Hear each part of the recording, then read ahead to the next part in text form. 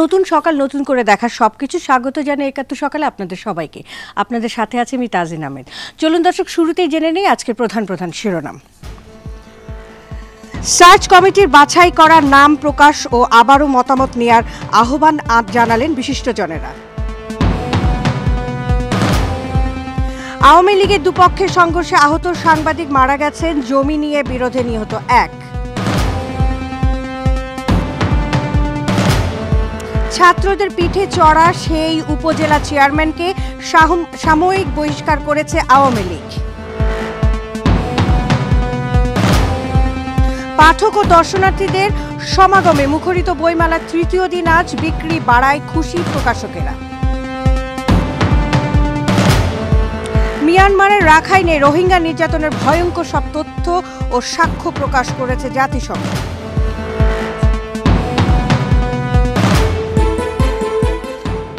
দর্শক চলুন এবার আমরা দেখে আসি আজকের কিছু জাতীয় দৈনিক পত্রিকার সংবাদ শিরোনাম ঢাকার এবং ঢাকার বাইরে।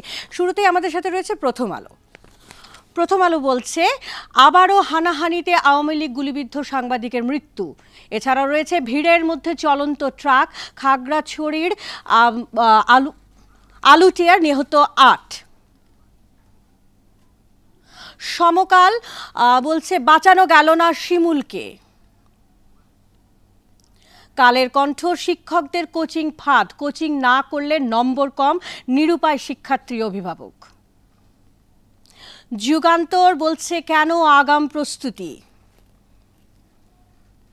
বাংলাদেশ প্রতিদিন, আন্ত্যেষ্টিক্রিয়ায় গিয়ে ওড়াই লাশ, ভিড়ের মধ্যে উঠে গেল বেপরোয়া ট্রাক, মা ছেলে সহ নিহত ৭, আহত ৯, শোকের ছায়ায় খাগড়াছড়ির আলুটিলাতে। ভোরের পাতা বলছে, আমানত মুনাফার সব চিত্রেই অগ্রগতি। সকালের খবর বলছে, ভিড়ে নিয়ন্ত্রণাধীন ট্রাক, ২ পরীক্ষার্থী সহ নিহত ৮। এছাড়াও বলা হয়েছে, চালের দামের লাগাম টেনে ধরা যাচ্ছে না। দৈনিক জনকণ্ঠ, জেলে মোবাইল চালু, বন্দীরা পাচ্ছেন স্বজনদের সঙ্গে কথা বলার সুযোগ। ভোরের কাগজ, মেয়রের গুলিতে আহত সাংবাদিকের মৃত্যু, মহাসড়ক অবরোধ, অর্ধদিবস হরতাল আজ। এছাড়াও বলা হয়েছে দখলে বিলীন হচ্ছে না খাল। আলোকিত সময়, অন্তকুণ্ডলে রক্ত ঝরছে। এছাড়াও বলা হয়েছে, তালিকা থেকে ইসি গঠনের তাগিদ। এরপরে ঢাকার বাইরে কিছু দৈনিক পত্রিকার সংবাদ শিরোনাম আমাদের সাথে এবার রয়েছে। শুরুতে রয়েছে সাঙ্গ, বলছে, বেপরোয়া ট্রাকের চাপায় নিহত ৮।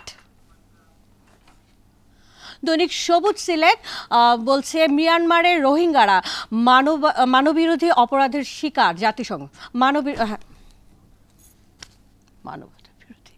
দৈনিক রংপুর চিত্র, লাভজনক অবস্থা থেকে লোকসানে বিসিআইসি। প্রিয় চট্টগ্রাম বলছে, খাগড়াছড়িতে দুর্ঘটনায় নিহত ৮। করতোয়া শাহজাদপুরে গুলিবিদ্ধ সাংবাদিকের মৃত্যু।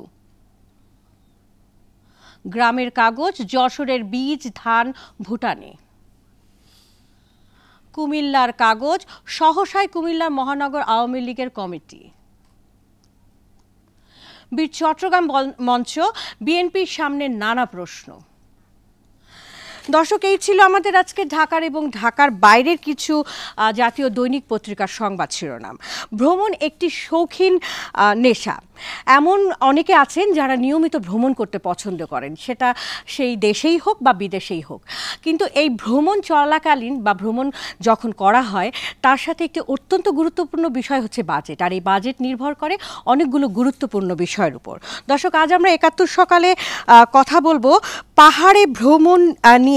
কথা বলতে আমাদের এখানে স্টুডিওতে আমন্ত্রিত অতিথি হয়ে আছেন বাংলাদেশের প্রথম নারী এভারেস্ট জয়ী নিশাত মজুমদার এবং বিশ্ব পর্যটক তানভীর অপু। আমরা আজ কথা বলবো ভ্রমণ নিয়ে, আর এই ভ্রমণ নিয়ে কথা বলতে দর্শক আপনিও আমাদের সাথে আলোচনায় যোগ দিতে পারেন টিভি স্ক্রিনে দেখানো ফোন নাম্বারে ডায়াল করে।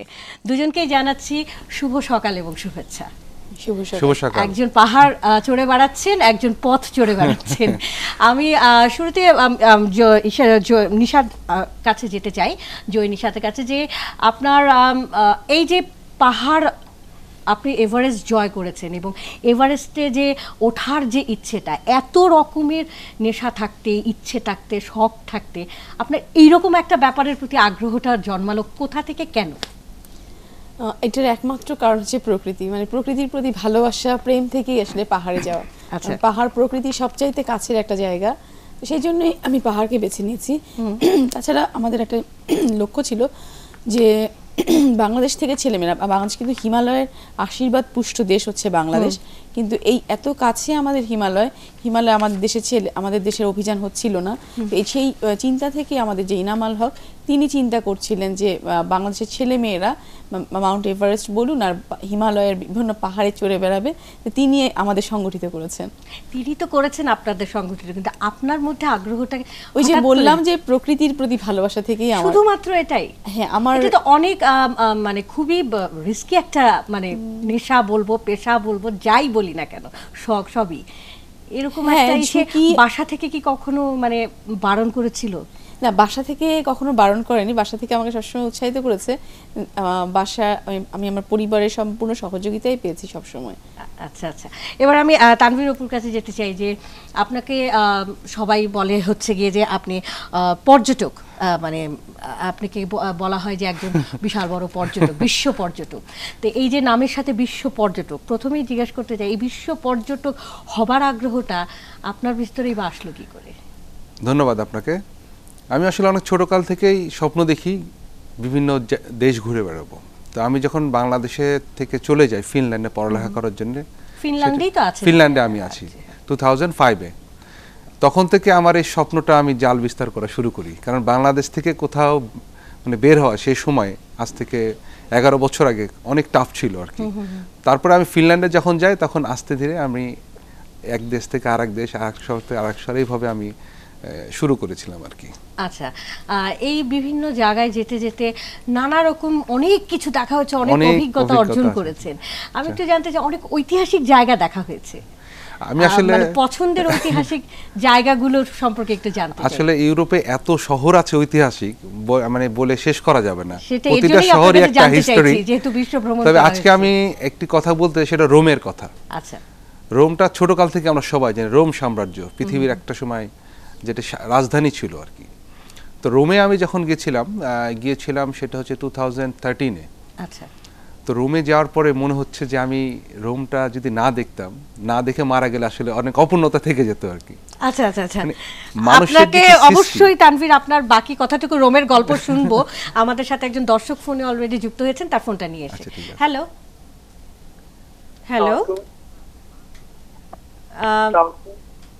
জি শুভ সকাল, আপনি বলুন, নাম বলে প্রশ্ন করুন।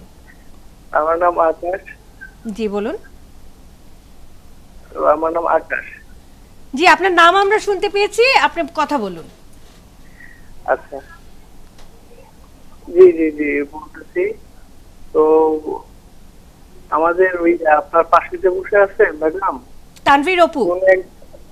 জি জি জি জি, তো আমি আপুর সাথে কথা বলতে চাচ্ছিলাম। আপুর সাথে কথা বলতে চাচ্ছেন নিশাত মজুমদারের সাথে, বলেন।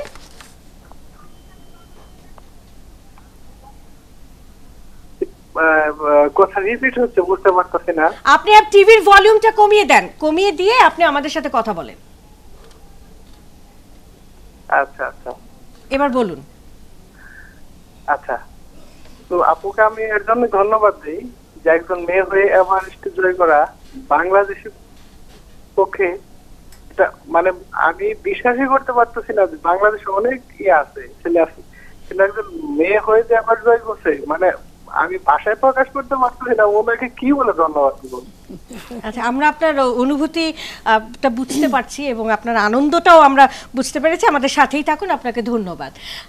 রোমের কথা শুনছিলাম, তারপরে আসবো রোমে যখন আমি গেলাম, রোমে যাওয়ার পরে প্রথম সে রোম সাম্রাজ্য, সবার আমাদের ছোটকালে সেই গল্পটা আমরা জানি যে রোম সাম্রাজ্য, বইয়ের ছবি দেখেছি, নিরো বাঁশি বাজাচ্ছে, রোম জ্বলছে, এই টাইপের গল্প আমরা শুনে এসেছি।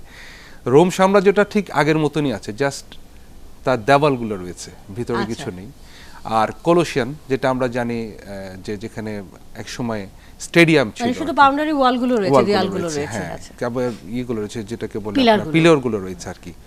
রোম সাম্রাজ্য, কিন্তু রোমের প্রত্যেকটা অলিগলি থেকে শুরু প্রত্যেকটা বাড়ি একটা হিস্টোরি, এত কারুকাজ করা মানে কল্পনা করা যায় না। আর এখানে ভ্যাটিকান সিটির কথা না বললেই নাই, যেখানে লিওনার্দো দা ভিঞ্চি এবং মিশেলাঞ্জেলো তাদের যে পেইন্টিংটা, তাদের সারাটা জীবন দিয়ে গেছে, সেই 500 বছর আগের ছবিগুলি এখনো সেই জীবন্তই রয়েছে। প্রত্যেকটা ছবি, প্রতিটা মানুষের চেহারা, এমনকি কোনো মেয়ে যে কাঁদছে তার যে চোখের পানিটাও এত জীবন্ত আর কি, এটা আসলে চোখের সামনে না দেখলে পারে বোঝার উপায় নেই। আচ্ছা। তো রোমের কথাটা আমি সবাইকে বলতে চাই যে যদি কারো সুযোগ হয় কোনোদিন, মানে আপনি যতগুলো ঐতিহাসিক জায়গা দেখেছেন তার মধ্যে রোম রাজ্যটা বা রোমটাকেই আপনার সবচেয়ে বেশি খুবই ভালো লেগেছে। তারপরে ভেনিস।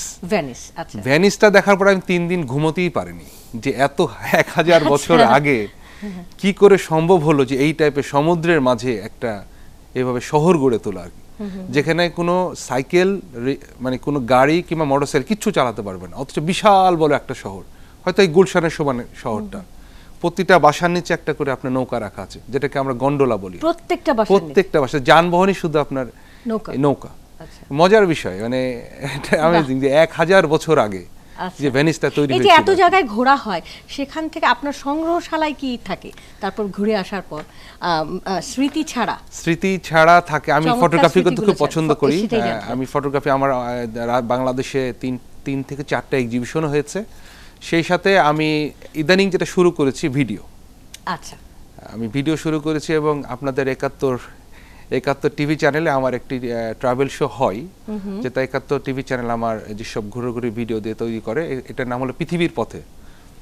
এটি প্রতি রোববারে এখন রাত্রি 9:30 থেকে 10টা পর্যন্ত দেখায় পৃথিবীর বিভিন্ন ছবি হয়েছে, ফটোগ্রাফি হয়েছে, এখন ভিডিও হচ্ছে। চেষ্টা করি বাংলাদেশের মানুষকে ভবিষ্যতে বিভিন্ন জায়গার ঐতিহাসিক কিছু সামগ্রীও আপনার কালেকশনে দেখতে পাবো আশা করি, সেই প্রত্যাশা রইল। এবার নিশাতের কাছে যেতে চাই। এই যে আমাদের একজন দর্শকও বললেন যে উনি এতটাই আনন্দিত, এতটাই বিগলিত হয়ে পড়েছেন যে উনি প্রকাশই করতে পারছেন না কথাগুলো ওনার শব্দে। তো ওই জায়গা থেকেই আপনাকে প্রশ্ন করতে চাই যে কোনো রকম বাধা কখনো এসছে আপনার নিজস্ব পরিবার না হোক, চারপাশের অন্য আত্মীয় স্বজনরা, বা আপনি নিজে একজন নারী হয়ে যখন প্রশিক্ষণটা নিয়েছেন তখন কি রকম বাধার সম্মুখীনগুলো হয়েছেন? আমার মূল বাধাটা হচ্ছে যে নিজের সাথে নিজের যে যুদ্ধ মানুষের, আর বিশেষ করে আমাদের দেশের মেয়েদের ক্ষেত্রে যে বলছি, যেহেতু যিনি আকাশ ভাই প্রশ্ন করেছেন তিনি খুবই আবেগে আপ্লুত। আর একজন মেয়েদের ক্ষেত্রে কিন্তু এই সমস্যাটা প্রকট যে আমাদের দেশে মেয়েরা ঘর থেকে বের হয় না, বা আমাদের দেশে মেয়েরা কিন্তু খেলাধুলার সাথে যুক্ত না। তো আমরা যখন পাহাড়ে এখন হচ্ছে, হ্যাঁ এখন হচ্ছে, তো আমাদের এখানে যেখানে খেলাধুলার সাথে যেহেতু যুক্ত না, আমাদের যে শরীরের বডি মাসেলগুলো কিন্তু আমাদের ওই রকম স্পোর্টসের জন্য তৈরি থাকে না। আমরা যখন পাহাড়ে চড়ি, যেমন আমাকে এভারেস্টে বেস ক্যাম্পে পৌঁছাতে 75 কিলোমিটার হাঁটতে হয়েছে 7 দিনে। তো এই যে হাঁটছি, এই যে চলছি, এর জন্য কিন্তু আমাদের এই পায়ের মাসেলগুলো আমাদেরকে তৈরি করতে হচ্ছে। তারপর যখন ক্লাইম্বিং করছি, এই যে রোপ দিয়ে যাচ্ছি, এই হাতের মাসেলটা যখন জরুরি, তো এই জিনিসগুলো তৈরি থাকে না। তো আমার ক্ষেত্রে মূল চ্যালেঞ্জ ছিল বডিটাকে অনেক ফ্লেক্সিবল হতে। হ্যাঁ, আমার ক্ষেত্রে এই জিনিসটাকে নিজেকে তৈরি করাটা ছিল আমার জন্য চ্যালেঞ্জ। যেহেতু আমি ছোটবেলা থেকেই এই জিনিসগুলো অত বেশি করতে পারিনি, এই জন্য কিভাবে করব, এবং এখন পর্যন্ত আমি কিন্তু এখনো পাহাড়ে যাই, এখনো কিন্তু আমাকে এই চ্যালেঞ্জটা মোকাবেলা করতে হচ্ছে। আমরা আরো চ্যালেঞ্জের কথা আপনার কাছ থেকে জানবো, কিন্তু আরো একজন দর্শক আমাদের সাথে যুক্ত হয়েছেন, তার ফোনটা নিয়ে আসছি। হ্যালো, আসসালামু আলাইকুম। ওয়ালাইকুম আসসালাম। আপনার নাম বলে প্রশ্ন করুন। আপু, আমি কানাই বলছিলাম দিনাজপুর থেকে। জি বলুন। আমি প্রথমত শুভ সকাল আপনাদের সবাইকে। আপনাকেও শুভ সকাল। জি বলুন। ভালো আছেন? আমি একটু নিশাত আপুকে বলতে চাই। হ্যালো, বলেন, আপনার কথা আমরা শুনতে পাচ্ছি ভাই। আমি নিশাত আপুকে আমি অভিনন্দন, আমার পক্ষ থেকে আন্তরিক অভিনন্দন, শুভেচ্ছা। যেখানটায় আমাদের এত কিছু, উনি একজন মেয়ে হয়ে এত কিছু করছেন যে যেটা ভাষায় প্রকাশ করা যায় না। ওনাকে নিয়ে গর্ব করি। নিশাত আপুকে আমার পক্ষ থেকে আন্তরিক অভিনন্দন, এবং আমাদের দিনাজপুরে ওনাকে নিমন্ত্রণ আসার জন্য। উনি যদি আসে কখনো, তো ওনার সাথে দেখা করবো। ধন্যবাদ, অসংখ্য ধন্যবাদ আপনাকে। আমাদের সাথেই থাকুন।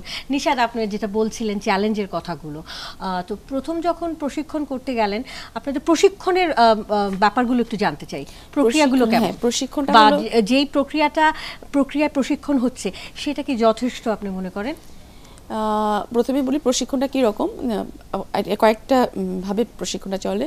প্রথমটা হচ্ছে নিজেকে যে তৈরি করা, এটা আমি বাংলাদেশের থেকেই আমাকে তৈরি করতে হয়।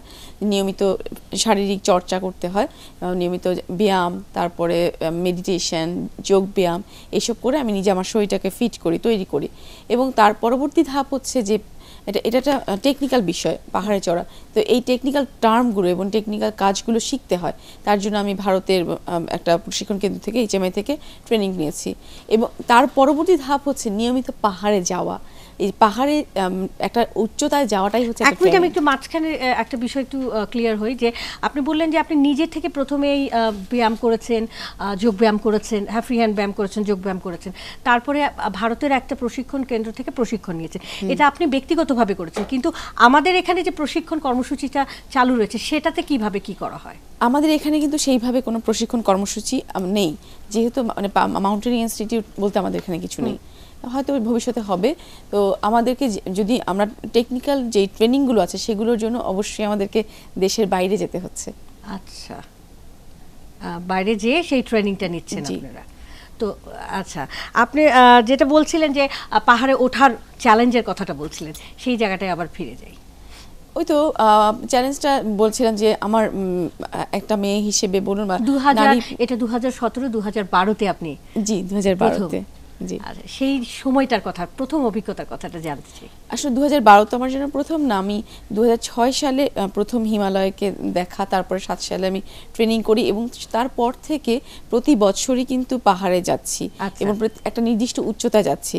কখনো 6000 মিটার, তারপর 6500 মিটার, তারপর 7000 মিটার, এইভাবে একটু একটু করে উচ্চতাটা বাড়ছে। এবং এক সময় যখন খুব বড় বড় পাহাড় জয়ের স্বপ্ন দেখা শুরু হলো, যে এখন আমরা বড় পাহাড়ে যেতে পারি, তারপর মাউন্ট এভারেস্টে যাওয়া। আচ্ছা, এবং সেখানে গেলেন, তারপরের ব্যাপারটা যে সেখানে যাওয়ার অভিজ্ঞতাটা জানতে চাই। আচ্ছা, আমরা ওখানে যাওয়ার অভিজ্ঞতা জানবো। আরো একজন দর্শক আমাদের সাথে যুক্ত হয়েছেন, ফোনটা নিয়ে আসছি। হ্যালো। জি, আসসালামু আলাইকুম। ওয়ালাইকুম আসসালাম, আপনার নাম বলে প্রশ্ন করুন। মোস্তফা কামাল, ধানমন্ডি থেকে। জি, আপনি বলুন। দুইজন ভ্রমণ পিপাসু এবং সফল ব্যক্তিত্ব আজকে অনুষ্ঠানে উপস্থিত, তাদেরকে ধন্যবাদ জানাচ্ছি, শুভেচ্ছা জানাচ্ছি। সেই সাথে আমি নিশাত মজুমদারের সার্ভিসের সহকর্মী, ধন্যবাদ জানাচ্ছি তাকে। সেই সাথে আরেকজন, অর্থাৎ পর্যটন শিল্পের সাথে সরকারের কোনো কর্মকর্তা বা ঊর্ধ্বতন কাউকে উপস্থিত রাখলে আজকের অনুষ্ঠানটা পরিপূর্ণতা পেত। তাদের কাছে আমরা জিজ্ঞাসা করতে পারতাম যে আমাদের পর্যটন শিল্পের, অর্থাৎ আমাদের দর্শনীয় স্থানগুলোর মতো এত সুন্দর স্থান বিশ্বের আর কোথাও আছে বলে আমাদের জানা নেই। সেই সমস্ত জায়গাগুলোকে পর্যটন পিপাসুদের দৃষ্টি নন্দন করে উপস্থাপন করার জন্য তাদের কি কি পরিকল্পনা রয়েছে, অপু ভাই আরো ভালো বলতে পারবেন, উনি বিশ্বের অনেক জায়গায় ঘুরেছেন। দেন আমাদের সৌন্দর্য যে স্থানগুলো, এর এত সৌন্দর্য স্থান বিশ্বের আর কোথাও নেই, তারপরেও আমরা কেন পর্যটন খাতে আয়ের দিক থেকে অনেক পিছিয়ে আছি? ধন্যবাদ। জি, দর্শক, আপনার ক্যাটারটি বলছে যে আমরা আজকে এই পর্যটন ভ্রমণ নিয়ে, পর্যটন শিল্পটাকে নিয়েই আমরা কথা বলছিলাম। তবে আজকে যেটা হচ্ছে তার সাথে তার চাইতে বড় ব্যাপার ভ্রমণটা নিয়ে আমরা বিভিন্ন জায়গায় ভ্রমণের ব্যাপারটাকে গুরুত্ব দিচ্ছিলাম। এবং অবশ্যই আমরা নিশ্চয়ই আগামী কোনো 71 সকালে আপনার চাওয়া অনুযায়ী পর্যটন শিল্প নিয়ে আমরা আগেও কথা বলেছি, আবারও বলবো। আমি নিশাত, আপনি বলছিলেন যে কথা, আপনাকে থামিয়ে দিয়ে গেছি। জি, 2012 সালের কথা। আমার 2012 সালে এপ্রিল মাসে আমাদের জার্নিটা শুরু হয়েছিল। তারপর আমরা এভারেস্ট বেস ক্যাম্পে পৌঁছাই এপ্রিলের মাঝামাঝি সময়ে, এবং মে মাসের 19 তারিখে আমাদের সামিটটা ছিল। মানে এটা প্রায় 2 মাসের একটা জার্নি ছিল। শনিবার ছিল, মাসে পুরোটা দিনটা কিন্তু শনিবার ছিল। আপনার মনে আছে? আচ্ছা, 2 মাসেই আপনি 2 মাসে বেস ক্যাম্পে পৌঁছাতে 7 দিন লেগেছিল। আচ্ছা আচ্ছা। তারপর বেস ক্যাম্প থেকে আমাদের বেস ক্যাম্পে পৌঁছেছিলাম 15ই এপ্রিল, আর 19শে মে সামিট করেছি আমরা। তা এই যেটা দীর্ঘ সময়, এই বেস ক্যাম্প থেকে আমরা যাচ্ছি 1 নম্বর ক্যাম্পে, যে আবার ফেরত আসি, আবার বেস ক্যাম্প। বিরতির সময়টা আপনাদের কতটুকু হতো এক জায়গায়? বিরতি এখানে কিন্তু কোনো বিরতি নেই, এটা কিন্তু একেবারে একটা ধারাবাহিক প্রক্রিয়া। ওখান থেকে ফেরত আসার কোনো সুযোগ নেই, বা বেস ক্যাম্পটাও খুব কমফোর্টেবল কোনো জায়গা না, এটা বরফের উপরই থাকে। তো ওখানে কিন্তু মূল জায়গাটা আমাদের ওখান থেকে আমরা ক্যাম্পে একে যাই, আবার ফিরে আসি, আবার 2 নম্বর ক্যাম্পে যাই, আবার ফিরে আসি। এটা হচ্ছে শরীরের সাথে ওই উচ্চতার খাপ খাওয়ানোর জন্য, অ্যাক্লামাটাইজেশন বলে, ওই কাজটার জন্য আসলে মূল সময়টা লেগে যায়। আচ্ছা, আরো অনেক বিষয় আপনার কাছ থেকে আসলে জানার রয়েছে, অনেক মানে কৌতূহল হচ্ছে, মনে হচ্ছে যে একবারেই সবকিছু জানতে চাই, কিন্তু তানভীরের কাছে এবার যেতে চাই। উনি তো নিজের পা দিয়ে, নিজের হাত দিয়ে, নিজের শরীর দিয়ে পাহাড় চড়ে বেড়াচ্ছেন। আপনি বিশ্ব ভ্রমণ মানে করছেন বা বিশ্ব চড়ে বেড়াচ্ছেন কি দিয়ে? এটা আসলে আমি ম্যাক্সিমাম সময় আপনার যেটা বাহনটা করি, কি আমাদের বাহনটা হলো গাড়ি। আচ্ছা, এবং আপনি সেটা নিজে ড্রাইভ করেন? গাড়িটা যেটা সবচেয়ে মজা হলো যে আপনি যখন ট্রাভেল করতে যাবেন গাড়ি নিয়ে, ইউরোপে এক দেশ থেকে আরেক দেশে কোনো বর্ডার নেই, আপনি এক দেশে ঢুকলে আরেক দেশের রাস্তা সব যে কোনো দেশে চলে যেতে পারবেন। তো গাড়ি নিয়ে যেটা হয় যে আপনি যে কোনো শহরে যেতে পাচ্ছেন, যে কোনো জায়গায় থামতে পাচ্ছেন, ফটোগ্রাফি করতে পাচ্ছেন। সেই সাথে সাথে গাড়িতে যে 4 জন আমরা আছি, 4 জনকে 3 জন মিলে যখন আমরা ট্রাভেল করি, সেই এক্সপেন্সটা আমরা শেয়ার করে নিতে পারছি। শুধু তেল, যেমন গাড়ির তেল, খাবার দাবার, একসাথে থাকা, সবই কিন্তু মানে আমরা শেয়ার করে নিতে পারছি। এই জন্য গাড়িতে সবচেয়ে সুবিধা। আমি এই পর্যন্ত পৃথিবীতে 40,000 কিলোমিটারের উপরে সবকিছু থাকে আর কি। আমি একটা সুন্দর দৃশ্য দেখলাম, ঠিক আছে, থেমে গেল, কিংবা এই শহর থেকে আরেক শহরে যাচ্ছে। আর প্লেনে গেলে কি, প্লেনে অনেক জার্নি করেছি, এক জায়গা থেকে আরেক জায়গায় পর্যন্ত আমি চলে যেতে পারছি। এছাড়া ল্যান্ডস্কেপটা আপনি দেখতে পাচ্ছেন, ল্যান্ডস্কেপটা থাকা হচ্ছে। ইউরোপে যেটা মজা হচ্ছে যে আমি যেমন একসাথে একবার 9,500 কিলোমিটার ভ্রমণ করেছি 21 দিনে একসাথে। যেমন পৃথিবীর সবচেয়ে একটি দুর্গম জায়গার নাম হলো ট্রান্সিলভেনিয়া, রোমানিয়া, যেটা ড্রাকুলা, আমরা ড্রাকুলা ক্যাসেল সবাই ছোটকাল থেকে জানি। যেমন আমি ড্রাকুলা ক্যাসেলে গেছি এই ট্রান্সিলভেনিয়া রোডটি ধরে। তো আমি যদি প্লেনে যেতাম এই ট্রান্সিলভেনিয়া রোডটা কিন্তু আমি পেতাম না, কিংবা ল্যাপল্যান্ড, পৃথিবীর উত্তরে ড্রাকুলার ভীতি নিয়েও পথগুলো পাড়ি দেওয়া হতো না। আপনি একটা খরচের প্রসঙ্গ তুলে এনেছেন, এই বিষয় নিয়ে আমরা কথা বলবো, তবে আমাদের একটা বিরতির সময় হয়ে গেছে, সেটা থেকে ফিরে এসে। দর্শক, চলছে ৭১ সকাল, নিচে ছোট্ট একটা বিরতি, আমাদের সাথেই থাকুন।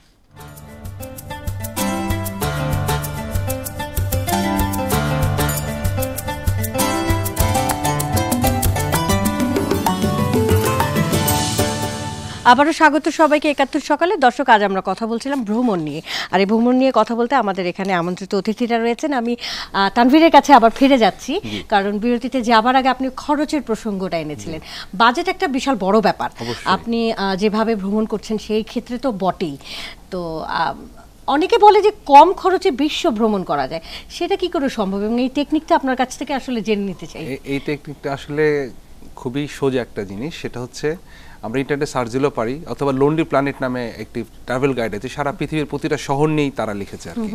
এটা আমরা লোনলি প্ল্যানেট, হ্যাঁ, নামটা সবার উদ্দেশ্যে বলছি, এটি ঘাটলে আমরা পাবো। তবে আমরা ইউরোপে যেটা করি, প্রত্যেকটা ইউরোপের শহরে, প্রতিটা শহরে রয়েছে ইউরো হোস্টেল নামে একটা চিপ হোটেল, যেটাকে বলে বাংলাদেশে যেটাকে বলে চিৎকার বোর্ডিং আর কি, যা শোয়া এবং থাকা। তো আমরা ওইসব জায়গায় যখন থাকি তখন মাত্র বাংলাদেশে 1,000 টাকা পার নাইট, অথবা লেস দেন 1,000 টাকা। তো আমরা যদি 5 স্টার, 3 স্টার, 4 স্টার হোটেল না থেকে আমরা যেটা রিয়েল ট্রাভেল, যেটা ব্যাকপ্যাকার যেটাকে বলে আর কি, আমরা ওই হোস্টেলগুলো খুঁজে বের করি এবং সেই হোস্টেলগুলোতে থাকি। তাহলে থাকার ব্যাপারটা চিপ হয়ে গেল। হ্যাঁ, থাকার ব্যাপারটা চিপ হয়ে গেলে কিন্তু ট্রাভেল অনেকটা চিপ হয়ে যায়। আর গাড়ি নিয়ে যখন ভ্রমণ করি তখন আমরা যেটা করি, গাড়ির পিছনে হাঁড়ি পাতিল, চাল ডাল মশলা সবই নিয়ে সবকিছু নিয়ে ট্রাভেলের মতো। ইউরো হোস্টেল আমরা যখনই যাই ওখানে রান্না করার খুব সুন্দর ব্যবস্থা আছে। এক এক দেশে যাচ্ছি, এক এক ধরনের মাছ কিনছি, এক এক ধরনের ভেজিটেবল কিনছি, আমরা একবেলা রান্না করছি আর একবেলা খাচ্ছি।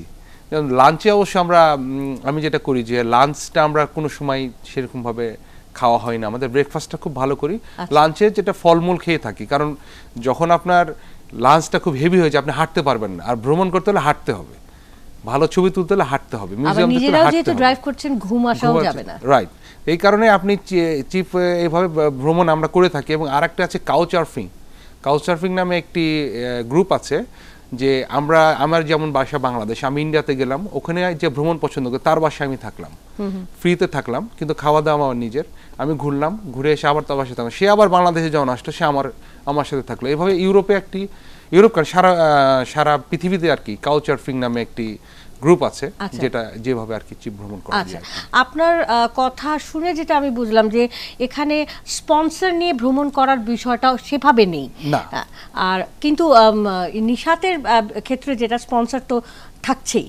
হ্যাঁ, আমাদের তো কাজটা আমরা একটা আমাদের ক্লাব আছে, আমরা ক্লাব থেকে করি এবং এটা আমাদের একটা উদ্দেশ্য থাকে যে আমরা একটা নতুন নতুন পাহাড়ে যাচ্ছি, নতুন ছেলে মেয়েদেরকে নিয়ে যাচ্ছি, ছেলে মেয়েদেরকে এটা একটা স্পোর্টস, এটা কিন্তু শুধু ঘুরে বেড়ানো না, এটা একটা স্পোর্টসের একটা অংশ, আমরা এক্সট্রিম স্পোর্টস বলি এটাকে।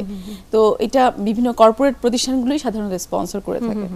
আচ্ছা, একজন নিজেকে দিয়ে চড়ে বেড়ান পাহাড়ে, সাথে দড়ি মই অনেক কিছুই থাকে, আর একজন 4 চাকায় চড়ে বেড়ান। তো কিন্তু রিসেন্টলি আপনাদের মনে হয় একসাথে একটা আপনারা প্ল্যানিং করেছেন যে একসাথে ভ্রমণ করবেন। তো এই যে একজন নিজে চড়ে বেড়ান আর একজন 4 চাকায় চড়ে বেড়ান, তো একসাথে ভ্রমণটা কিভাবে কিসে করছেন আপনারা, সেটা জানতে চাই এবং ওই বিষয়টা সম্পর্কে জানতে চাই পুরো ব্যাপারটা। আমরা আসলে দুজনে মিলে এবার পরিকল্পনা করেছি যে উনি একরকম ট্রাভেলিং করেন, আমরা একরকম, তবে দুইটা একসাথে আমরা হয়েছি এবার, যেটা নতুন একটা অ্যাডভেঞ্চারে। আমরা দুজনে প্রকৃতি প্রেমী। হ্যাঁ, দুজনেই আমরা একটা জায়গায় যে আমরা দুজনকে প্রকৃতি ভালোবাসি এবং অ্যাডভেঞ্চার ভালোবাসি। কিন্তু আমরা এবার যেটা পরিকল্পনা করছি যে আসলে এখানে বলেই দিচ্ছি আমরা মানুষের সবার সামনে যে আমরা যাব হচ্ছে উত্তর মেরুতে। আচ্ছা, পৃথিবীর সবচাইতে দুর্গম একটা জায়গা, এবং উত্তর মেরুতে একটা ম্যারাথন হয় 42.195 কিলোমিটার। এই ম্যারাথনটা অংশগ্রহণ করবো আমরা দুজনে মিলে, সেটার জন্যই আসলে আমরা এখন প্রস্তুতি নিচ্ছি আমাদের নিশাত হয় প্রথম বাংলাদেশি নারী যে এই ধরনের একটি দুর্গম ম্যারাথনে অংশগ্রহণ করবে, যদি আমরা যেতে পারি। তাহলে দুজন একসাথে হয়ে ম্যারাথনের, হ্যাঁ, উত্তর মেরুতে আমরা পরিকল্পনাটা এরকম, এখান থেকে আমরা নরওয়ে যাব, নরওয়ে থেকে তারপর আবার একটা ডোমেস্টিক ফ্লাইট আছে, এটা প্লেনে, হ্যাঁ, তারপর আবার ডোমেস্টিক একটা ফ্লাইট আছে, তারপর সেখান থেকে আবার হ্যাঁ লংইয়ারবেন পর্যন্ত, তারপর সেখান থেকে আবার চার্টার হেলিকপ্টারে করে উত্তর মেরুর কাছাকাছি একটা ক্যাম্প আছে বর্নিও, ওখানে পৌঁছাবো। তারপর একটা সার্কেল আছে, সেই সার্কেলে ম্যারাথন 42.195 কিলোমিটার, প্রায় 5 থেকে 6 ঘন্টার সময়ের মধ্যে এটা করতে হয়। এবং তারপর সেখান থেকে আমরা চলে যাব নর্থ পোল, একেবারে পৃথিবী যেটাকে উত্তর মেরু বলা হয়, হ্যাঁ, পয়েন্টটা, সেই পয়েন্ট যাব এবং তারপর আবার ওখান থেকে ফিরে আসবেন। আমি এবার জানতে চাই যে এই উত্তর মেরুতে যারা নর্থ পোলে যাওয়া, এটার বাজেটটা আপনাদের কেমন হচ্ছে, কিভাবে জোগাড় হচ্ছে, কি করছেন আপনারা, এটা আমাদের খরচটা কেমন পড়তে পারে? জি, খরচটা এটা একটা উদ্দেশ্যটা আগে বলি যে আমাদের কেন আমরা করছি, এটা বললাম একসাথে করছি, কিন্তু এটার উদ্দেশ্য আছে যে আমরা দুটো উদ্দেশ্য আমরা এখানে লক্ষ্যকে সামনে নিয়েছি। আপনারা কয়েকদিন আগেই হয়তো পত্রিকায় দেখেছেন যে উত্তর মেরুতে অনেক বড় একটা ফাটল দেখা গেছে। তো এই ফাটলগুলো নিয়ে কিন্তু বিজ্ঞানীরা খুব শঙ্কিত, কারণ এর মানে হচ্ছে যে পৃথিবীর বরফ, উত্তর মেরুটা কিন্তু একটা সাগর, মহাসাগর, উত্তর মহাসাগর, এই মহাসাগরের উপরে বরফের স্তর আছে, স্তরটা দিনে দিনে ছোট হচ্ছে, কমে যাচ্ছে। কারণ হচ্ছে যে আমাদের যে গ্লোবাল ওয়ার্মিং যেটাকে বলছি, বৈশ্বিক উষ্ণায়ন, এর কারণে। তো আমরা এই জিনিসটাকে আপনার ওখানে গিয়ে ছবি তুলবো, ডকুমেন্টারি করব, সেগুলো এনে বাংলাদেশে এবং সবাইকে বলতে চাই যে এই বিষয়টা আমাদের সচেতনতার বিষয়, আমরাও একটু একটু করে সচেতন হব। আমাদের দৈনন্দিন জীবনে আমরা যদি আজকে যত বেশি ফুয়েল কম আমরা খরচ করব, এনার্জি কম খরচ করব, তত বেশি কিন্তু পৃথিবীর জন্য সাশ্রয়ী হবে, আমাদের পরবর্তী প্রজন্মের জন্য। আরেকটা বিষয় হচ্ছে যে আমার তরুণরা, আমাদের কিন্তু মূল এই কাজগুলো করছে তরুণরা, এবং তরুণদেরকে আমরা আরও বেশি এই ধরনের অ্যাডভেঞ্চার বা এই ধরনের কাজে যুক্ত হওয়ার জন্য আহ্বান জানাতে চাই। এটা একটা প্রতীক হিসেবে যে তরুণরা এই ধরনের অ্যাডভেঞ্চার, ম্যারাথন করবে, পাহাড়ে যাবে, এরকম এক দেশ থেকে আরেক দেশে, এক সিটি থেকে আরেক সিটিতে ঘুরে বেড়াবে, তাহলেই কিন্তু যখন এই ধরনের চিন্তা তরুণদের মধ্যে আসবে, তখন কিন্তু এই যে এখন যে সমস্যাগুলো ভেতর দিয়ে বাংলাদেশ যাচ্ছে, আমরা এই যে অন্যদিকে ধাবিত হচ্ছে, এই জায়গাটা থেকে আমরা তরুণদেরকে আহ্বান জানাচ্ছি যে ওই ধরনের জায়গায় না গিয়ে এইরকম অ্যাডভেঞ্চারে যেন তারা আসে, এদিকে আগ্রহটা তাদের বাড়ানো। চমৎকার উদ্যোগ। আর এই আমি যেটা বলছি যে তানভীর আপু, আপনার কাছে জানতে চাই যে এই যে বিশেষ করে তরুণ সমাজের মধ্যে ছেলেদেরকে দেখা যাচ্ছে যে এই ধরনের অন্য ধরনের একটা ব্যাপারে তারা জড়িয়ে যাচ্ছে। তো এই যে যাদেরকে আপনারা নিয়ে আসছেন, এই যে আপনারা যাবেন প্রথমে, এর পরবর্তীতে আরও যাবে, তাদের একটা ট্রেনিং এর দরকার থাকবে, কিন্তু গাইডেন্সের দরকার থাকবে। সেই বিষয়ে আপনাদের কোনো পরিকল্পনা রয়েছে যে পরবর্তী প্রজন্ম যারা যাবে? বা আপনাদের হ্যাঁ, আমরা কিন্তু আমরা নিয়মিতভাবে আমরা যে ক্যাম্পিং গুলো করি এবং এটা সাধারণের জন্য সবার জন্য উন্মুক্ত থাকে যে, আর আমরা কিন্তু খুব অ্যাভেলেবল, আমাদের কাছে যে কেউ আসতে পারে, আমাদের যোগাযোগ করতে পারে এবং আমরা সব ধরনের গাইডলাইন আমরা তাদেরকে দিয়ে দেই। আচ্ছা, কিন্তু একটা সেন্টারও বোধহয় খোলা যায় না, গ্রোমিং ক্লাব আছে। এবার আমি তানভীরের কাছে জানতে চাই যে খরচটা আমি জিজ্ঞেস করেছিলাম নিশাতে, খরচটা আসলে কি এটা অনেক বড় একটা ব্যয়বহুল ব্যাপার, যেহেতু ওখানে -70 ওইখানে 3 দিন থাকা এবং ওখানে সেই অ্যারেঞ্জমেন্টটা করা এবং ম্যারাথন, এটি বাংলাদেশি টাকা আমাদের দুজনের 45 লক্ষ টাকার মতো খরচ লাগবে, একটু অনেক ব্যয়বহুল। আমরা কিন্তু স্পন্সর ছাড়া সম্ভব না, কারণ এতদিন যেটা করেছি আমি আমার নিজের পয়সা দিয়ে বিভিন্ন জায়গায় গেছি, কিন্তু এটা অনেক ব্যয়সাধ্য আমার মতো একটা মানুষের জন্য এবং নিশাদের জন্য। তো আমরা বিভিন্ন প্রতিষ্ঠানের কাছে গেছি স্পন্সরের জন্য। স্পন্সর আমরা কিছু জায়গায় কিছু পেয়েছি, কিন্তু এটি পুরোটা মানে আমরা এখন পর্যন্ত ফিল আপ করতে পারিনি। আমরা আশা করব যে বাংলাদেশের কোনো প্রতিষ্ঠান অনেকটাই বাকি। তার মানে আমি এই কারণেই জিজ্ঞেস করলাম যে আপনারা কিছুটা জোগাড় হয়েছে, কয়েকজন আগ্রহ দেখিয়েছে, এবং সেটা খুব ছোট অ্যামাউন্ট, হ্যাঁ, এইরকম একটা মানে বিশাল ব্যাপার, অ্যাডভেঞ্চারাস ব্যাপার এবং অনেক কঠিন একটা বিষয়ে আমাদের এখানকার মানুষদের আগ্রহটা কম কেন, তারা এগিয়ে আসছে না কেন, কি মনে হয়? আমাদের দেশে এখনো এই ধরনের যারা এসেছেন অবশ্যই তাদের সাধুবাদ জানাই। এই টাইপের মানুষকে আমাদের একটু খুঁজে বের করতে হবে, যারা ট্রাভেলের ব্যাপারে উৎসাহী কিংবা যারা নেক্সট ফিউচারকে নিয়ে চিন্তা করে যে আমাদের জেনারেশনটা কিভাবে এই প্রকৃতির সাথে আরো ক্লোজ হবে আর কি, কিংবা ভ্রমণের সাথে ক্লোজ হবে, এই ব্যাপারগুলি। কিন্তু আমরা এখন পর্যন্ত কিছু স্পন্সর পেয়েছি, কিন্তু ওটা খুবই কম। আপনারা কি মানে একটু মাঝখানে বলি যে পর্যটন মন্ত্রণালয়ের সাথে কি আপনারা যোগাযোগ করেছেন? না, আমরা এখন পর্যন্ত যোগাযোগ করিনি পর্যটন মন্ত্রণালয়ের সাথে, কারণ পর্যটন মন্ত্রণালয় যেটা করে আমি যতটুকু শুনেছি যে তারা ইনসাইড বাংলাদেশের ভিতরে কাজ করতে তার বেশি আগ্রহী, কিন্তু আমরা তো যাচ্ছি বাংলাদেশের বাইরে। এই জন্য আমরা বিভিন্ন প্রতিষ্ঠানের কাছে গেছি। আমরা আশা করব যে এর ভিতরে কেউ না কেউ আমাদের এগিয়ে আসবে এবং আমাদের এই সফল উদ্যোগটাকে আমাদের সফল করার জন্য তারা সাহায্য করবে আর কি। আমরা এই আশাই করছি আর কি। আমাদের এই অভিযানটি শুরু হবে এপ্রিলের 1 তারিখে। এখন আমাদের হাতে 2 মাস সময় আছে, তো আমরা আশা করছি এর ভিতরে আমরা শুরু করেছেন কবে থেকে, মানে এই উদ্যোগটা আমরা হয়তো বাজেট সংগ্রহের ব্যাপারে আমরা 1 মাস হবে মনে হয় না নিশু? হ্যাঁ, আমরা 1 মাস। আচ্ছা, তার মানে এখনো কিছুটা সময় আছে আর কি। হ্যাঁ, আমরা এটা করতে চাই এবং আশা করি আমাদের টেলিভিশন হয়তো বা কেউ না কেউ দেখছে, তারা আমাদেরকে সাহায্য করতে পারে আর কি। এই তরুণদের আগ্রহটা কেমন নিশাত, আপনার কাছে জানতে চাই, বিশেষ করে সেই প্রথম দর্শক দ্বিতীয় দর্শকের জায়গা থেকেই বলছি যে মেয়েদেরকে আপনার মতো এরকম এভারেস্ট জয়ের ক্ষেত্রে মানে আসতে দিচ্ছে পরিবারগুলো, কেমন তাদের আগ্রহটা কেমন দেখছেন? এটা আসলে খুবই আশাব্যঞ্জক কথা যে তরুণদের মধ্যে ভীষণভাবে তারা উদ্দীপিত এবং ভীষণভাবে আগ্রহী। এখন কিন্তু আমরা আগে কি করতাম, যে কোনো উইকেন্ডে ঘর থেকে বের হয়ে যেতাম এবং বিভিন্ন জায়গায় দেশের হয়তো পাহাড়ে যাচ্ছি বা সমুদ্রে যাচ্ছি শুধু উইকেন্ডটা পালন করার জন্য। এখন দেখা যায় কি আমরা আসলে উইকেন্ডে যাচ্ছি না, যেতে চাই না। দেখা যায় যে ওখানে এত মানুষ হচ্ছে, মানে এটা কিন্তু ভালো লাগে যে মানুষ আসছে, যে মানুষ কিন্তু ছুটির দিনগুলোতে ঘরে না ঘুমিয়ে তার পাশের ঘরটাতে যাচ্ছে, পাশের দেশটাতে যাচ্ছে, অথবা দেখা যাচ্ছে চট্টগ্রামে যাচ্ছে, কক্সবাজার যাচ্ছে, বান্দরবান যাচ্ছে। এটা খুবই আশাব্যঞ্জক।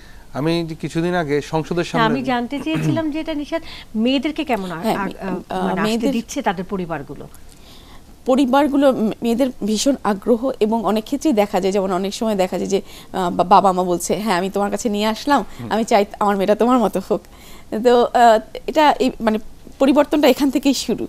আচ্ছা, তারপরে কিছু বলছেন? না, আমি বলছিলাম যে বাংলাদেশে যে ট্রাভেলিং এর যে রেভলিউশনটা দেখছি আমি গত 2-3 বছরে, মানে এত গ্রুপ হয়েছে ইয়াং জেনারেশনের ভিতরে, তারা প্রত্যেক উইকেন্ডে চলে যাচ্ছে বান্দরবন, খাগড়াছড়ি, কেউ চলে যাচ্ছে আপনার সুনামগঞ্জ, মানে দেখতে ভালো লাগে। কিছুদিন আগে আমি আর নিশু যে সংসদের সামনে আমরা ব্যায়াম করি, দৌড়াই, ওখানে দেখলাম যে 100 থেকে 150 জনের সাইকেলিং গ্রুপ একটা আর কি। তারা চলে যাচ্ছে ঢাকার বাইরে, সবুজের মাঝে তারা সারাটা দিন কাটাবে, মানে দেখতেই ভালো লাগে। ট্রাভেল ছাড়া তো মানে মানুষের একটা জীবন কল্পনাই করা যায় না। ট্রাভেলই একমাত্র জিনিস যেটা আপনি প্রকৃতির মাঝে নিয়ে গেলে আপনার জীবনটাকে, মনটাকে সুন্দর করে তুলবেন, নতুন কিছু জানবেন, নতুন কিছু দেখবেন, এই স্পিডটা আপনাকে আপনার লাইফটা চলার পথে অনেক সহজ করে দিবে আর কি। হ্যাঁ, এই যে আপনি বললেন নতুন কিছু জানবেন, নতুন কিছু দেখবেন, অনেক মানে এক্সপেরিয়েন্সও গ্যাদার করবেন।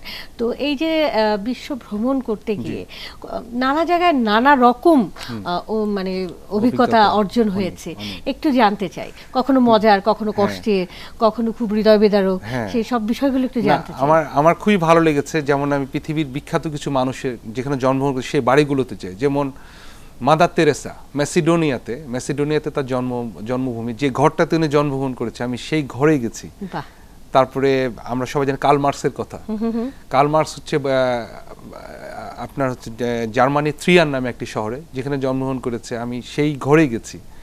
তারপর বিটোভেন, আমরা সবাই জানি বিটোভেন জার্মানির বনে, উনি যে ঘরটাতে জন্মগ্রহণ করেছে, এই জায়গাগুলোতে এটা একটা অন্যরকম ফিলিংস। এরপরে মজার অভিজ্ঞতা তো আসলে অনেকই আছে, দুঃখের অভিজ্ঞতা অনেক আছে। তার মধ্যে মানুষের ব্যবহারটা কিন্তু খুব ইম্পর্টেন্ট। আপনি যেখানে যান ভালো মানুষ দেখলে পারে আপনার তখন ওই জায়গাতে আবার যেতে ইচ্ছা করবে। আমার এরকম একটা কথা মনে আছে, আলবেনিয়াতে আমরা যাচ্ছি, আমরা দুপুরবেলা খুব ক্ষুধার্ত। আলবেনিয়া রাজধানী তিরানা নাম আমরা সবাই জানি, অটোম্যানের সাম্রাজ্য ছিল একটা সময়। তো একটি পেট্রোল পাম্পে তারা স্বামী স্ত্রী এবং 2 বাচ্চা নিয়ে একটা পেট্রোল পাম্প তারা চালাচ্ছে। তো আমরা ওখানে থেমেছি কিছু খাবো। তা আমাদের খাওয়াটা সব কিছু ছিল গরম করে দিতে আর কি। তো তারা গরম করে তো দিলই, সাথে তারা সালাদ দিল, তারপরে প্লেট দিল, পানি দিল, মানে এত আতিথেয়তা আমাদের দেখালো যে আমি সেই আতিথ্যটা আমি এখনো ভুলতে পারি না, মানে খুব ভালো লেগেছে। আমরা তো জানতাম যে বাঙালিদের ভেতরে আতিথ্য, না বাঙালিরা সবচেয়ে বেস্ট, এটা ঠিক আছে, কিন্তু দূর দেশেও আর কি আছে। ক্রোয়েশিয়াতে আমার খুব মনে আছে, ক্রোয়েশিয়ার নাম আমরা সবাই জানি, ফুটবল, ক্রোয়েশিয়া অসাধারণ একটা দেশ, ক্রোয়েশিয়া, মন্তেনিগ্রো। তো ক্রোয়েশিয়াতে আমি যখন গিয়েছিলাম, ওখানকার আমার যে হোটেলে যে কেয়ারটেকারটা ছিল আর কি, উনি আমাকে, সে কিন্তু ইংলিশ পারে না, বাংলা তো পারবেই না, আমিও তার দেশের ভাষা পারি না, কিন্তু বডি ল্যাঙ্গুয়েজটা এমন যে প্রতিদিন জিজ্ঞাসা করতো তুমি কোথায় যাচ্ছ, কালকে কোথায় যাবা, অমুক জায়গা দেখেছো কিনা, খেয়েছো কিনা, মানে এত আন্তরিকতা হয়ে গেল আমার 3টা দিন তার সাথে, যে আমি যখন ক্রোয়েশিয়া থেকে চলে আসি আমার চোখ দিয়ে অটোমেটিক্যালি চোখ দিয়ে পানি পড়ছে শুধু ওই লোকটির জন্যে, যে তার যে আন্তরিকতা, তার যে ভালোবাসা, প্রতিদিন আমি খেয়েছি কিনা, কোথায় গেলাম, কি দেখলাম, ফটোগ্রাফি কি করলাম, এই যে আন্তরিকতা, এটা সারাটা জীবন মনে থাকবে। এই জন্য মানুষের ভালো ব্যবহার সবসময়, এই যে সম্পর্কগুলো তৈরি হচ্ছে নানা জায়গায়, যে এটাও একটা বড় ব্যাপার। আমি নিশাতের কাছে জানতে চাই, তেমন নিশাতের কি অভিজ্ঞতা জড়িত কি রয়েছে এরকম? প্রতিটি পাহাড়, যদিও পাহাড় মানে ভ্রমণটা অনেক বেশি কঠিন একটা বিষয়, এটা যেটা এবং অনেক বেশি সতর্ক থাকতে হয়। ভাইয়ের সাথে রিলেট করে আমি বলতে চাই যে যেমন আমরা এভারেস্টের থেকে যখন নামি, যে এভারেস্ট বা যে কোনো বড় পাহাড়ে দেখা যায় নামার সময় অনেক বেশি দুর্ঘটনা হয়। তো আমরা যখন আমি আসলে দুর্ঘটনার অভিজ্ঞতাগুলোই বেশি জানতে চাচ্ছি। আমরা কিছু দুর্ঘটনার শিকার হয়েছি, কিন্তু আমি যেটা বলছিলাম ভাইয়ের সাথে রিলেট করে যে মানুষের সাথে সম্পর্কগুলো, যখন নামছিলাম তখন সামিটের পরে সবাই প্রচণ্ডভাবে বিধ্বস্ত, কেউ বসে আছে, কেউ দেখা যাচ্ছে গড়িয়ে গড়িয়ে নামছে, কেউ বলছে না আমি আর যাবো না, এখানে বসে থাকবো। তো এরকম একজন ভদ্রলোকের সাথে দেখা হয়েছে যিনি তুরস্ক থেকে এসেছেন, তুরস্কের সামিট করেছেন, সামিটের পরে এখন আর নামার কোনো শক্তি তার নেই, তিনি বসে আছেন, না আমি যাবো না, আমি এখানে বসে থাকবো। আমরা জানি, সবাই জানি এটা তো ওই জায়গাটা এমন, এটা ডেথ জোন, এখানে বসে থাকলে একদম মানে মৃত্যু অবধারিত। তো তার শেরপাও তাকে কিছু করতে পারছে না, তার শেরপাও বসে আছে বা তার শেরপা তাকে ছেড়ে চলে গেছে। তখন আমার সাথে, আমাদের গ্রুপের সাথে একজন ছিলেন নেপালি, পশ্চিম নেপালের একজন ভদ্রলোক, তিনি পশ্চিম নেপালের প্রথম এভারেস্ট সামিটার। তিনি মানে তার সহযোগিতার হাতটা বাড়িয়ে দিলেন, আমি মানে মুগ্ধ, এখন পরে একটা ছবি দেখি আমি আর তা মুগ্ধ হয়ে তাকে থেকে, মানুষ কীভাবে এরকম হতে পারেন। মানে আমাদের কাছে পানিটা, ওখানে তো গরম পানি, বরফ গলিয়ে পানি করা হয়, সেটা কিন্তু ওই ডেড জোনে গিয়ে কিন্তু করা সম্ভব না, সেখানে আবার ক্যাম্পে এসে পানিটা আবার গরম করতে হয়। তো তিনি তার থার্মোফ্লাক্সে এতটুকু পানি সম্বল, সেই পানিটা তাকে দিয়ে দেন। সেই পানিটাও সেই ভদ্রলোক যখন খাচ্ছেন তখন হাত থেকে গড়িয়ে থার্মোফ্লাক্সটা পড়ে গেল। তারপরে তার যে অক্সিজেন সিলিন্ডারটা ছিল, মান ছিল তার নাম, মান বাহাদুর, তার অক্সিজেন সিলিন্ডারটা তিনি ওই টার্কিশ ভদ্রলোককে দিয়ে দিলেন এবং তাকে পুরোটা পথ, যে শেরপাও যেটা করতে পারেনি, তিনি পুরোটা পথ তাকে সাথে করে নিয়ে আসলেন, নিয়ে এসে একদম ক্যাম্পে নিরাপদে পৌঁছে দিলেন। মানে আমার কাছে মানে এই যে মানুষের যে মানে ভেতরে যে এই ধরনের একটা মানবিকতা, এইটা আমার কাছে খুব মানে নাড়া দিয়েছে। মানে এভারেস্ট আমি আমার কাছে তার চাইতে বরং এই জিনিসটা অনেক বেশি গুরুত্বপূর্ণ মনে হয়েছে। মানবিক ব্যাপারগুলো সবার মধ্যে কম বেশি থাকে, কিন্তু আমরা সেটাকে আসলে বের করে আনারও একটা প্রক্রিয়া আমার মনে হয় থাকা উচিত।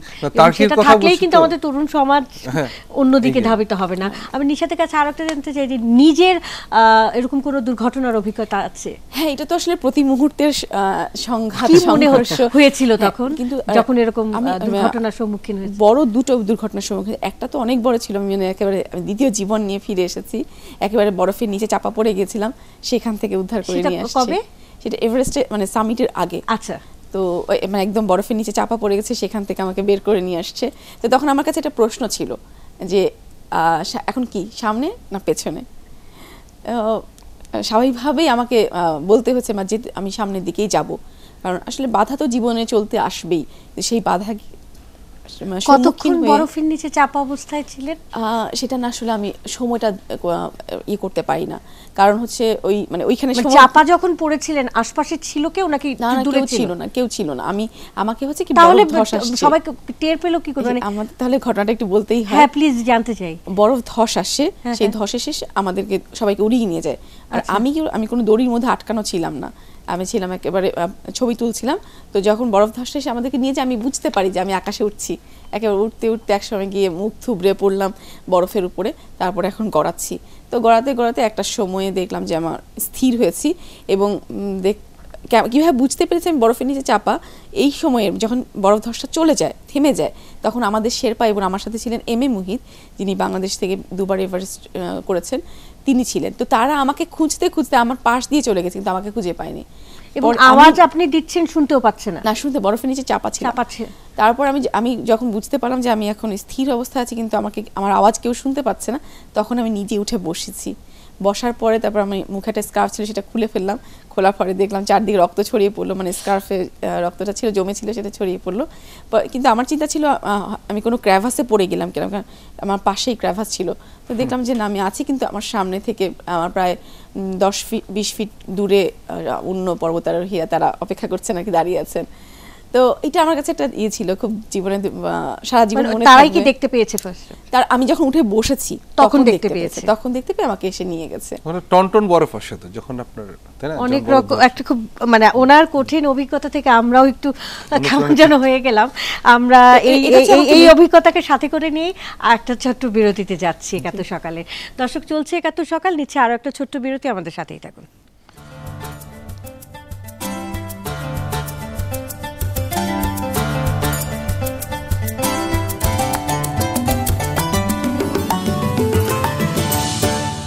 দর্শক, আবারও স্বাগত সবাইকে একাত্তর সকালে। আজ আমরা কথা বলছিলাম ভ্রমণ নিয়ে, এবং এই ভ্রমণ নিয়েই কথা বলতে আমাদের সাথে একজন দর্শক অলরেডি যুক্ত হয়ে গেছেন, তার ফোনটা নিচ্ছি। Hello, advocate Shawkat Satkhira, Sheikh Shawkat Ali.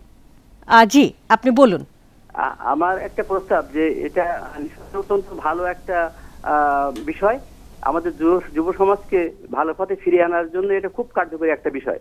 তো আমি আপনাদের রিকোয়েস্ট করবো আপনার মাধ্যমে সরকারকে, যে সরকার যদি প্রত্যেকটা ইউনো সাহেবকে বা ডিসি সাহেবকে দায়িত্ব দেন, যে আপনারা একটা কমিটি করেন, যে ভ্রমণ বিষয়ক একটা নাম যাই দিলেন, যে এই কমিটি সারা বছরই কোথাও না কোথাও ভ্রমণে বের হবে বাংলাদেশের মধ্যে, এবং যাই যে বাংলাদেশের বাইরে। তাহলে হবে কি, যুব সমাজ এরা এদিকে এগিয়ে আসবে। সরকার যদি সাহায্য করলেন, এলাকায় অনেক ধনী লোক আছেন যারাও সাহায্য করবেন, ডিসি সাহেব বললে অনেকে সাহায্য করবেন, এসপি সাহেব বললে অনেকে সাহায্য করবেন, টিউনো সাহেব বললে অনেকে সাহায্য করবেন, কিন্তু আমি বললে দেবে না। তারা দেখবে যে টাকাটা খরচ হচ্ছে ঠিক জায়গায়, তারা একটা ফান্ড দিলেন, আর যুবকরা কিছু একটা ফান্ড, যেমন সাইক্লিং করা খুব সহজ, খুব কম ফান্ডে হবে, এবং এতে বাচ্চারা হবে কি, তারা ড্রাগ অ্যাডিক্টেড হবে না, তারা ভালো পথে চলে আসবে, তারা জ্ঞানের অন্বেষণে বেরিয়ে পড়বে, এতে আমাদের সমাজ দেশ এগিয়ে যাবে। জি, আপনাকে অসংখ্য ধন্যবাদ। আমরাও একই বিষয়ে আশা করছি। আমি তানভীরের কাছে, যেহেতু আমরা নিশাতের একটি কঠিন অভিজ্ঞতার কথা নিয়ে আমরা বিরতিতে গেছিলাম, এসে এখন তানভীরের কাছে জানতে চাই যে এরকম ভয়ঙ্কর কঠিন কোনো অভিজ্ঞতা কি রয়েছে? ভয়ঙ্কর কঠিন অভিজ্ঞতা তো আমার রয়েছে, তার আগে একটা কষ্টের কথা বলতে চাই। আচ্ছা, ঠিক আছে। কষ্টের কথাটা হলো, আমি পোল্যান্ডে গিয়েছিলাম। পোল্যান্ড আমরা সবাই জানি, আউচবিচের নাম আমরা সবাই শুনেছি। সেই ক্যাম্পটাতে আমরা জানি যে 50 লক্ষ ইহুদি গ্যাস চেম্বারের ভিতরে মেরে ফেলে দিয়েছিল হিটলার। তো আমি ওখানে যাওয়ার পর আমার খুবই কষ্ট লেগেছিল যে 50 লক্ষ লোক একসাথে এভাবে মেরে ফেলেছে, সেই জায়গাটাতে যে আমার মানে চোখের পানি আমি ধরে রাখতে পারিনি। আমি এখনো বলতেছি আমি খুব এক্সাইটেড, কারণ সেই সময় কোনো মেয়ের লাশগুলো দেখা যাচ্ছে, এই কোনো মেয়ের চুল ছিল না, প্রত্যেকটা মেয়ে এবং ছেলের সবার চুল সে কামিয়ে ফেলেছিল। সে চুলগুলো এখনো রয়েছে, টন টন চুল, বাচ্চাদের জুতা, তারপর চশমা, মানে লক্ষ লক্ষ জুতা, ব্রাশ এখনো রয়েছে সে ক্যাম্পাসে। হ্যাঁ, এবং মানে আমি যখন গেছি মনে হচ্ছে আত্মনাদ শুনতে পাচ্ছি, সেই মানুষগুলোর ছবি দেখতে পাচ্ছি চোখের সামনে। এটা একটা খুব প্যাথেটিক ব্যাপার ছিল আমার, যে মানুষ এত নিষ্ঠুর হতে কি পারে। মানে আমরাও তো মানুষ, আমরা যেমন প্রকৃতি ভালোবাসি, মানুষ ভালোবাসি, আবার একই পৃথিবীর মানুষ আবার এত মানে নিষ্ঠুর হতে পারে। যাক, নিষ্ঠুর বর্ণনা থেকে আমরা চলে যাই। আমার একটি কঠিন বর্ণনা যেটা হয়েছে, আমরা বসনিয়া হার্জেগোভিনার নাম সবাই শুনেছি, যুদ্ধ বিধ্বস্ত একটা দেশ। তো আমরা গাড়ি করে যাচ্ছি, গাড়ি চালাচ্ছে আমার ছোট ভাই তারেক অনু। তো আমাদের নেভিগেটর দিয়ে আমরা গাড়ি চালাই সে সময়, তো আধুনিক হয়ে গেছে তখন বিশ্ব। তো আমাদের নেভিগেটর ইন্ডিকেটর দিল এইদিকে যেতে, রোড এদিকে আছে, সোজা আছে। তো সোজা একটা টানেল দেখতে পেয়েছিলাম আমরা, ছোট পাহাড়ের ভিতরে টানেল ধরে আগাচ্ছি। তো আমরা বলছি টানেল শেষ হয়ে গেলে তো সামনে রোড। তো টানেল যাচ্ছে যাচ্ছে যাচ্ছে, 10 মিনিট টানেল আর শেষ হয় না, অন্ধকার, একদম ঘুটঘুটে অন্ধকার। এখানে কোনো টানেল তো সাধারণত আলো থাকে, অনেক কিছু, মানে ওখানে লাইট ছাড়াও আপনার রাস্তার যে দাগটা এটাও তো দেখা যায়, কিছুই নাই।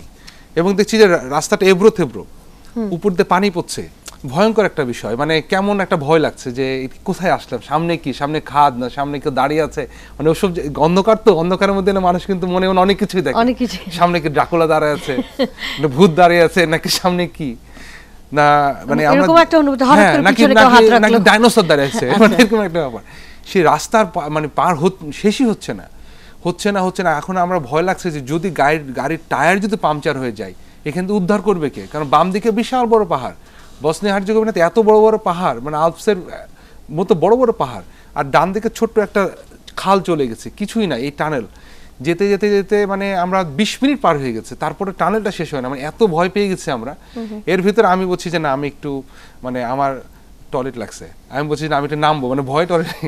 আমার ভাই হচ্ছে না কেউ নামতে পারবে না, আমি তো আরো ভয়, নামতে পারবো না, মানেটা কি? হ্যাঁ, একটু পর পর একটু দেখা যাচ্ছে যে বাম দিকে পাহাড়, আবার টানেলটা এভাবে। তারপরে আমাদের 20 কিলোমিটার, মানে সময়টা যে কি গেছে আমাদের ভিতরে, আমি এখনো সেই স্মৃতিটা মনে পড়ে, বিভৎস একটা স্মৃতি। মানে সামনে যে কি, মানে আমাদের বোঝার উপায় নেই। 20 কিলোমিটার যাওয়ার পরে তারপরে আমরা মানে রোড পাই আর কি, রিলিফ, মানে মনে হচ্ছে নতুন একটা জীবন ফিরে পেলাম।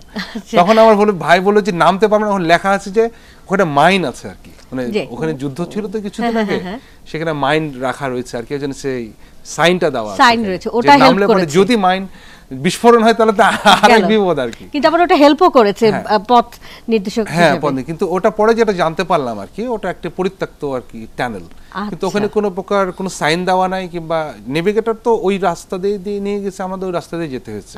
এই ধরনের অসংখ্য অভিজ্ঞতা হচ্ছে। তো গাড়িতে আমরা ভ্রমণ করেছি পৃথিবীর বিভিন্ন দেশ। এই যে ভ্রমণের বিষয়টা আসলো, আজ আমরা কথা বলছিলাম শুরু থেকেই যে ভ্রমণ নিয়ে, দুজনের দুই ভ্রমণ কাহিনী আমরা শুনছিলাম। তো নতুন প্রজন্মকে তো উৎসাহ আপনারা করছেনই, এবং আপনাদের যে আগামীর যে পরিকল্পনাটা সেটাও রয়েছে। দুজনের কাছ থেকে জানতে চাই যে বিশ্ব ভ্রমণ, পর্বত, মানে এভারেস্ট জয় সবই আছে, কিন্তু তার আগে নিজের বাংলাদেশটাকে ভ্রমণ করে জয় করার ব্যাপার তো রয়েছে। কি মনে করেন দুজনের জায়গা থেকে? এটা আমি আসলে মনে করি যেটা আমাদের সময় যে সুযোগটা ছিল না, এখন বাবা মারা এখন অনেক বেশি ভ্রমণের ব্যাপারে উৎসাহী, বাচ্চাদেরকে নিয়ে বিভিন্ন জায়গায় নিয়ে যাচ্ছে, বিভিন্ন জায়গায় বিভিন্ন দেশে পর্যন্ত নিয়ে যাচ্ছে, যেটা আমাদের সময়, আপনাদের সময় ছিল না।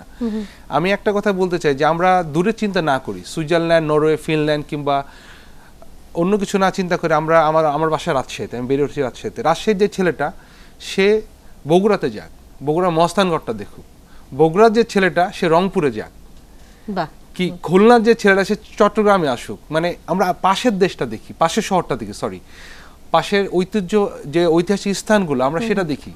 কিন্তু আমাদের যেটা চিন্তা করি যে আমরা সবসময় দূরের চিন্তা করি, কখন কক্সবাজার যাবো, কক্সবাজার একটা ব্যয়সাধ্য ব্যাপার, সময়ের ব্যাপার, আমরা না দেখে আমরা পাশের জায়গাটা দেখি না কেন? আমরা পাশের দেশ ইন্ডিয়াতে এত কিছু দেখার আছে।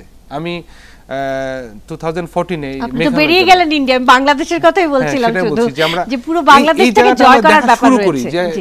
যেমন আমরা যে খুলনাতে যাই, খুলনাতে যে সুন্দরবনে একটা অন্যরকম দেখার একটা যে ফিলিংসটা, তারপরে সুন্দরবন থেকে আমরা বান্দরবনে যাই, যে বান্দরবনে পাহাড় দেখতে যাই, রাঙামাটি রাঙামাটি যাই, তারপরে আমরা কক্সবাজারে যাই, আমরা নিজের দেশটাকে ভালো মতো দেখি। সেটাই। আমি এত পৃথিবীতে এত কিছু ঘুরেছি, 400টার উপরে দেশ ঘুরেছি। আমি কিছুদিন আগে পঞ্চগড়ে গেছি।